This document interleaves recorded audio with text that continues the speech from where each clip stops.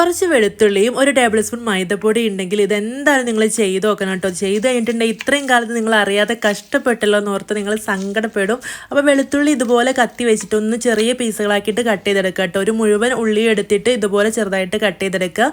ഞാനിവിടെ ഒരു 4 ഉള്ളി എടുത്തിട്ടുണ്ടായിരുന്നു. അത് മുഴുവനും ഇതുപോലെ ചെറിയ ചെറിയ പീസാക്കി കട്ട് ചെയ്തെടുത്തിട്ട് ശേഷം ഒരു കുപ്പിയിലേക്ക് ഇട്ട് കൊടുത്തിട്ട് അതിലേക്ക് ഒരു ടേബിൾ സ്പൂൺ മൈദപ്പൊടി കൂടെ ചേർത്ത് പതുക്കൊന്ന് മിക്സ് ചെയ്യുക, എല്ലായിടത്തും മൈദപ്പൊടി ആവാൻ വേണ്ടിയിട്ട്.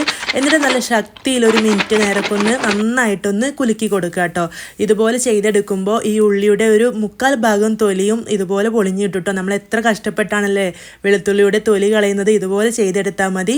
ഇനി കൈ വെച്ചിട്ട് നന്നായിട്ടൊന്ന് തിരുമ്മി കൊടുത്താൽ ബാക്കിയുള്ളതും കൂടെ പോന്ന് കിട്ടും. നമുക്ക് മുറത്തിലൊക്കെ ഇട്ട് പുറത്ത് പോയി ചേറിയിട്ടെടുക്കാം കേട്ടോ. അപ്പോൾ ഈ ഒരു തൊലി പെട്ടെന്ന് തന്നെ പോവും. ബാക്കിയുള്ളത് നമുക്ക് വെള്ളം ഒഴിച്ച് കഴുകിയെടുക്കുമ്പോൾ തൊലിയും മൈദപ്പൊടിയും ഒക്കെ അതുമെന്ന് പോയി കിട്ടും കേട്ടോ. നല്ല ഈസി ആയിട്ട് വെളുത്തുള്ളി തൊലി കളയാൻ പറ്റും. ഇനി എന്തായാലും ഇതുപോലെ ചെയ്ത് നോക്കൂ. ഇഷ്ടമായാൽ ലൈക്ക് ചെയ്യണേ.